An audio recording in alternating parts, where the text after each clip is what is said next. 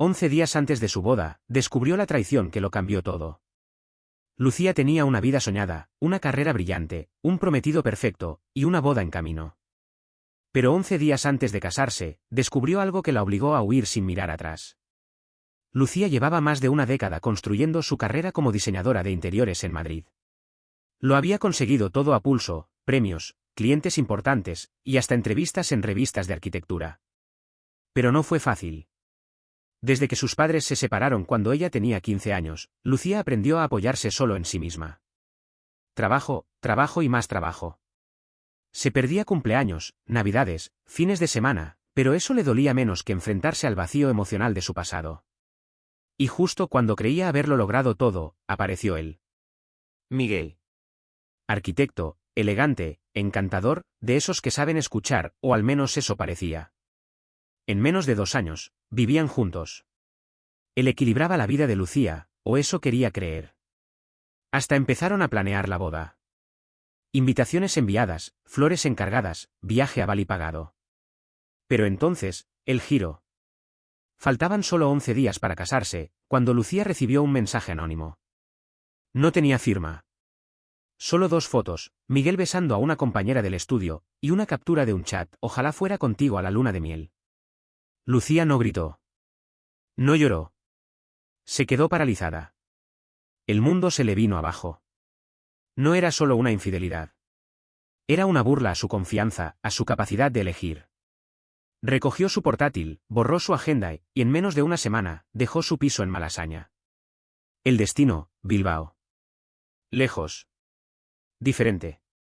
Silencioso. Allí, en un pequeño apartamento cerca del casco viejo, empezó de nuevo. Sin prisas, sin presión. Aceptaba solo los proyectos que le ilusionaban. Rediseñó su vida como si fuera uno de sus espacios, luz natural, orden, menos peso. Y entonces, como en las mejores películas, llegó un mensaje inesperado. Te espero esta noche en la expo. Quiero presentarte a mi sobrino. Te va a caer genial. Era Iker, una antigua clienta convertida en amiga. Lucía no tenía ganas, pero fue por compromiso. Y allí lo conoció, Rubén. Arquitecto paisajista, mitad español, mitad alemán, con un acento curioso y una mirada tranquila.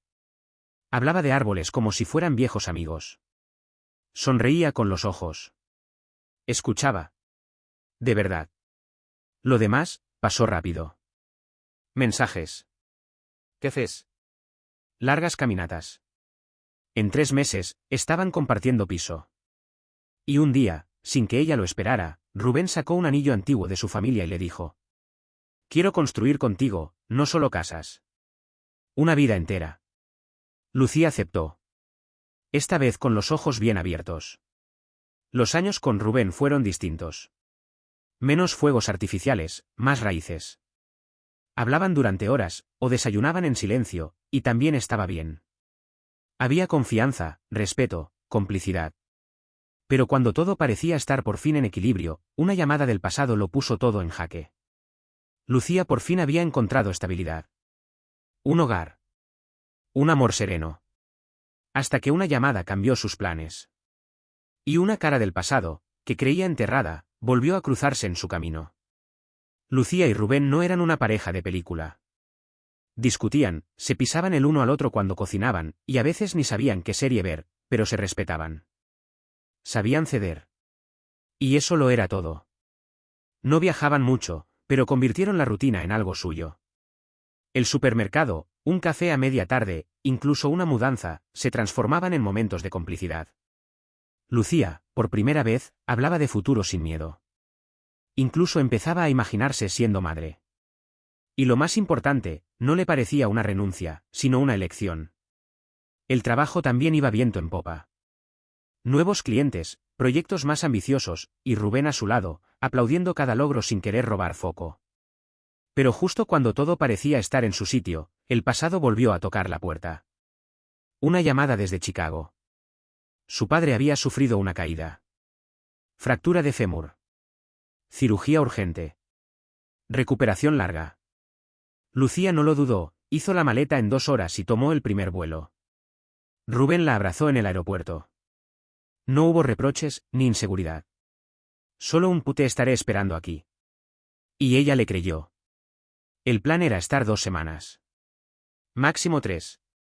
Supervisar la rehabilitación, reorganizar la casa, contratar a alguien de confianza. Todo bajo control.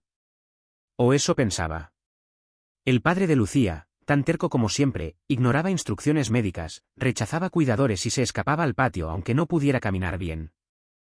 Ella se convirtió en enfermera, cocinera y gestora 24/7. Seguía hablando con Rubén por videollamada.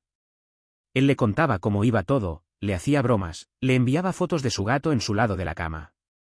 A pesar de la distancia, el amor seguía intacto. Hasta que ocurrió lo inesperado. Lucía estaba en la farmacia, agotada, esperando su turno. Y de pronto, una voz.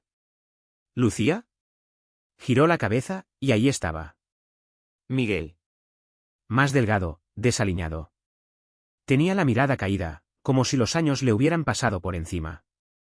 Durante unos segundos, nadie dijo nada. Después, él esbozó una sonrisa tímida. Estoy intentando salir del agujero, dijo. Contó que había perdido su trabajo, que su familia se había alejado y que había estado en reuniones de apoyo. Lucía lo escuchó sin palabras. Sintió rabia, sí, pero también compasión. Al día siguiente, Miguel le escribió. ¿Te apetece un café? Solo eso, lo prometo. Lucía dudó. Pero aceptó. Fue breve, fue neutral. Hablaron del pasado sin profundizar. Él parecía sincero. Derrotado. Pero intentando salir. Y sin darse cuenta, hubo otro café. Y otro. Y aunque seguía escribiendo a Rubén como siempre, nunca le mencionó esos encuentros. ¿Para qué? Se decía, no significan nada. Pero dentro de ella, algo empezaba a moverse. Miguel ya no era el infiel encantador que rompió su corazón. Era, otra cosa. Un hombre roto, arrepentido. Vulnerable. Y esa vulnerabilidad le dolía. Lucía no lo perdonaba. No olvidaba. Pero ver su caída le hacía recordar cuánto había cambiado ella. Cuánto había sanado. ¿Oh, no del todo? Los cafés siguieron. Las conversaciones también. Lucía se repetía que era solo compasión. Que no pasaba nada. Que Rubén no debía saberlo, porque no había nada que contar. Pero una noche, al cerrar la puerta del apartamento de su padre, se quedó quieta. Con el móvil en la mano, y el nombre de Miguel en el historial reciente. Y una pregunta, como un susurro. ¿Qué haces, Lucía? ¿Está Lucía cruzando una línea, o simplemente intentando cerrar heridas? ¿Hasta dónde puede llevarte un reencuentro con tu pasado? Lucía se prometió que solo estaba ayudando.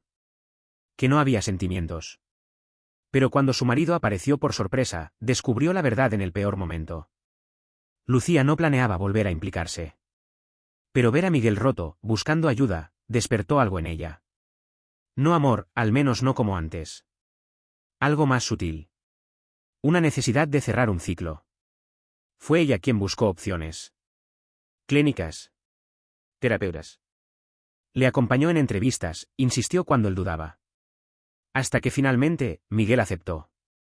Ingresó en un centro de rehabilitación en las afueras de Chicago. Un lugar serio. Profesional. Lucía se convirtió en su único apoyo real. Le ayudaba con los ejercicios, participaba en dinámicas grupales. Escuchaba. Estaba. Miguel se lo agradecía con cada palabra. Con cada mirada.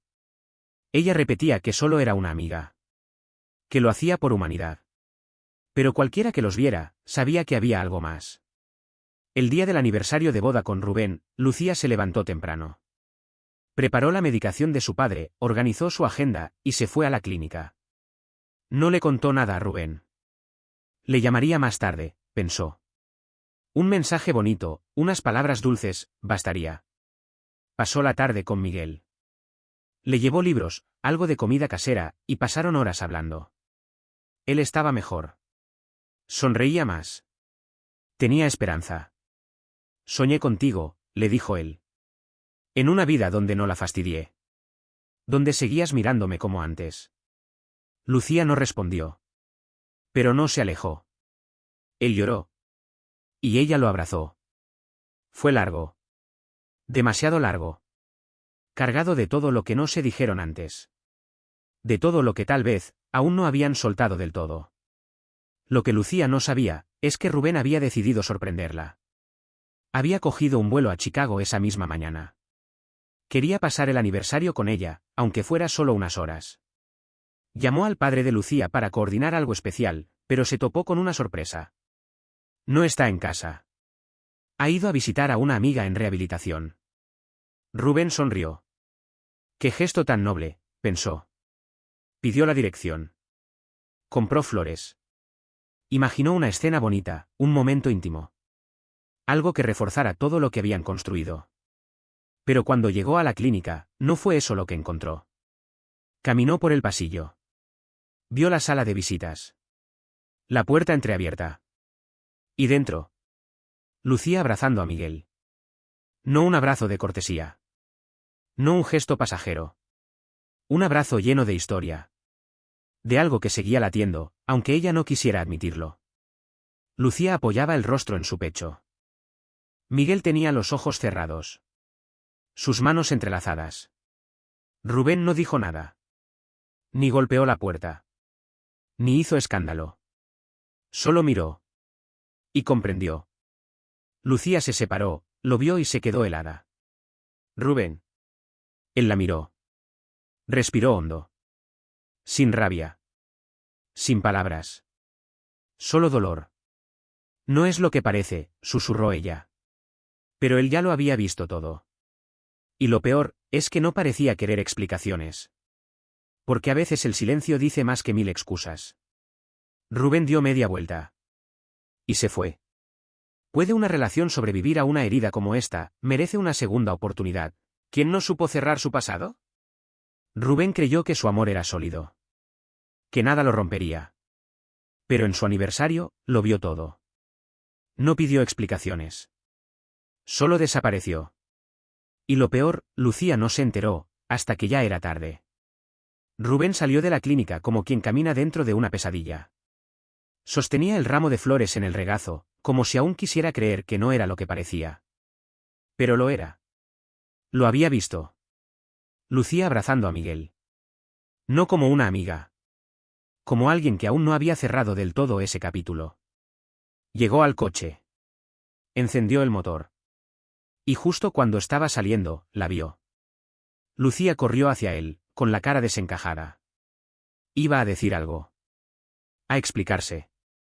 Pero Rubén fue más rápido. Abrió la ventanilla. La miró a los ojos. Y tiró el ramo al suelo. Flores entre ellos. Como una barrera. Una decisión. Después, se fue sin mirar atrás. En el aeropuerto no tenía billete. Ni destino. Solo necesidad de huir. Compró el primer vuelo disponible. No avisó a nadie. Ni a Lucía, ni a Iker, ni a su propio trabajo. Durante el vuelo, cerró los ojos. Pero la imagen no se iba. Lucía, con la cara apoyada en el pecho de otro hombre. El mismo hombre que la había destruido años atrás. No había nada más que decir. Al llegar a casa, Rubén no encendió ninguna luz. Fue al dormitorio. Sacó una maleta. Y empezó a hacer lo impensable, marcharse de su propia vida. Guardó su ropa en silencio. Doblada. Ordenada. Sin rabia. Como quien acepta una pérdida inevitable. Luego fue al salón. Cogió la caja de recuerdos, entradas de cine, cartas, postales, fotos. Todo eso que una vez fue símbolo de amor, ahora cabía en una maleta. No dejó notas. No escribió mensajes. Solo envió un correo a su abogado. Asunto, iniciar divorcio. Y con eso, cerró la puerta. Para siempre. Bajó al portal. Dejó la llave al conserje. Es para Lucía. Ella sabrá por qué, dijo sin expresión. Se marchó a casa de un viejo amigo. No habló con nadie. Ni respondió mensajes. Solo hizo una cosa más, canceló el vuelo que Lucía iba a tomar días después. No quería volver a verla. Al día siguiente, Lucía volvió a casa. Estaba nerviosa, cansada, desesperada. Llamó a Rubén más de 10 veces la noche anterior. Ninguna respuesta. Mensajes sin doble check. Silencio absoluto. Entró al apartamento y lo supo antes de ver nada, él ya no estaba. Fue directa a la entrada. Las llaves no estaban. Corrió al dormitorio. Abrió el armario. Vacío. Fue al baño. Sus cosas ya no estaban. El reloj que Rubén siempre dejaba en la mesita de noche, tampoco. No hacía falta ninguna nota. Ninguna explicación. Rubén se había ido. Del todo. Pasó la mañana sentada en el sofá, con la mente en blanco. Y entonces, sonó el móvil. Número desconocido. ¿Lucía? Preguntó una voz formal. Le llamo de parte del despacho que representa a Rubén. Queremos informarle de que se ha iniciado el proceso de divorcio. Lucía no respondió. No lloró. Ni siquiera colgó. Solo cerró los ojos, y sintió cómo, esta vez, el pasado no solo la había alcanzado. La había arrastrado consigo. ¿Y si ayudar a alguien del pasado significa perder lo que tienes en el presente? ¿Dónde está el límite entre la compasión y la traición? Lucía intentó pedir perdón. Pero Rubén no dejó rastro. Y mientras lo buscaba, terminó refugiándose en el único lugar que nunca creyó volver a pisar. La llamada del abogado fue breve. ¿Clare? Fría. El divorcio estaba en marcha. No había más que decir. Lucía se quedó con el teléfono en la mano, como si no supiera soltarlo. Como si esperara, todavía, que sonara otra vez y Rubén dijera que todo era un error. Pero no sonó. Ni ese día, ni al siguiente. Pasaban los días. Lucía caminaba por casa como una sombra. Ponía 2 tazas de café. Encendía la tele sin mirar. Revisaba el móvil cada 5 minutos. Rubén no respondía a llamadas, ni a mensajes, ni siquiera a los correos. Desapareció con una decisión tan silenciosa que dolía más que una pelea. A veces, abría el armario solo para confirmar que seguía vacío. Y lo estaba. Sin rumbo, sin claridad, hizo la maleta y volvió a Chicago. Pensó que alejarse de ese piso lleno de recuerdos la calmaría. Pero entonces, fue a ver a Miguel. Miguel seguía en tratamiento. Estaba más centrado, más lúcido. Hablaba de sus avances. Agradecía todo lo que Lucía hacía por él. Y ella, volvió a quedarse. Esta vez no como visitante. Como compañera. Como apoyo. Como alguien que ya no tenía a dónde regresar. Comenzaron a pasar más tiempo juntos. Las sesiones, los almuerzos, las conversaciones nocturnas. El Miguel que conocía había desaparecido. En su lugar había un hombre más callado, más reflexivo. O eso parecía. Lucía aceptó su propuesta, alquilar juntos un pequeño apartamento. Se dijo a sí misma que era por razones prácticas. Pero en el fondo, deseaba creer que las personas podían cambiar. Que Miguel, quizás, podía reparar lo que rompió. La confirmación oficial del divorcio con Rubén llegó esa misma semana. Un papel. Un sello. Un cierre. Y Lucía lo interpretó como señal. Los primeros meses fueron sorprendentemente normales. Cocinaban juntos. Hablaban de proyectos. Miguel parecía comprometido con su recuperación. Lucía, aunque aún herida, se aferró a esa nueva rutina. Por fin, no se despertaba llorando. Se permitía imaginar una vida con menos sobresaltos. No perfecta. Pero funcional. Y eso ya era mucho. Un miércoles por la noche, Miguel le dijo que saldría a cenar con un compañero de su grupo de apoyo. Lucía no preguntó nada. Confiaba. O, al menos, quería hacerlo. Pero cuando cerró la puerta tras él, sintió ese vacío familiar en el estómago. Esa vieja punzada que aparece cuando algo no encaja del todo. Y si no era redención, sino recaída, ¿puede el amor nacido del dolor sostenerse? ¿O está condenado a romperse de nuevo? Todo parecía ir mejor. Marcos llevaba semanas asistiendo a terapia, y Irene quería creer que estaban reconstruyendo algo real. Pero aquella noche, algo cambió. Pasaban las horas y su móvil seguía sin dar señal. A las 2 de la madrugada, ya ni siquiera sonaba, saltaba directo al buzón. Irene intentaba no imaginar lo peor, pero el silencio era demasiado fuerte. A la mañana siguiente, justo cuando se debatía entre llamar a la clínica o buscar a algún conocido, sonó el teléfono. Número de Marcos. Contestó, aliviada, hasta que oyó una voz femenina, rápida, directa. Hola. Soy Daniela, su ex. Está inconsciente. Estamos en un motel en la zona norte de Madrid. Silencio. Anoche estuvimos juntos. Bebió, tomó medicación, se puso raro, confuso. Antes de desmayarse, dijo tu nombre. Que confiaba en ti. ¿Puedes venir a por él? Irene se quedó helada. ¿Daniela? ¿Motel? ¿Pasaron la noche juntos? No hizo preguntas. Solo colgó, pidió un taxi y fue. Durante el trayecto, el corazón le latía como si fuese a estallar. En su cabeza, una sola pregunta. ¿Por qué otra vez? En la recepción del motel, Daniela la esperaba. Tensa. Con el móvil de Marcos en la mano. Subieron juntas. Al entrar en la habitación, Irene sintió que el alma se le caía al suelo. Marcos estaba desorientado, sudando, balbuceando incoherencias. Con la ayuda de Daniela, lo vistieron como pudieron y lo sentaron en el asiento trasero del coche. Camino al hospital, Irene le sostenía la cabeza. Respiraba hondo, conteniéndose. Otra vez era ella la que recogía los pedazos. Ya en urgencias, mientras esperaban que lo atendieran, Daniela, como quien comenta el tiempo, dijo. Menos mal que viniste. Se nota que eres una amiga de verdad. Irene la miró, sin subir el tono. No soy su amiga. Soy su pareja. Daniela se quedó en blanco. Bajó la mirada, balbuceó algo que sonó a no lo sabía, y sin añadir una palabra más, se marchó. Irene no la detuvo. Allí sentada, sola, en medio del hospital, entendió todo.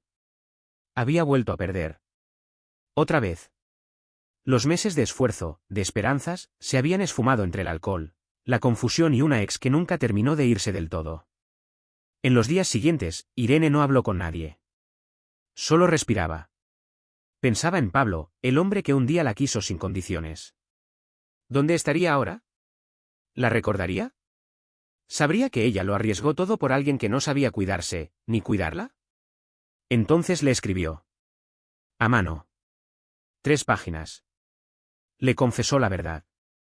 Que lo había traicionado sin querer. Que lo suyo con Marcos fue compasión, no amor. Que en esa clínica comprendió que estaba intentando salvar a alguien que no quería ser salvado, y en el intento, había dejado escapar al único que la amó de verdad. Envió la carta sin saber si él aún vivía en la misma dirección. Esperó una semana. 2. Nada. Ninguna respuesta. Y fue en ese silencio donde comprendió que el final no dependía de ella. Que hay decisiones que, aunque duelan, no se pueden deshacer. Irene se quedó en Madrid. Sin Marcos, sin Pablo. Sin planes. Pero con una lección. Intentar arreglar el pasado te puede costar el futuro.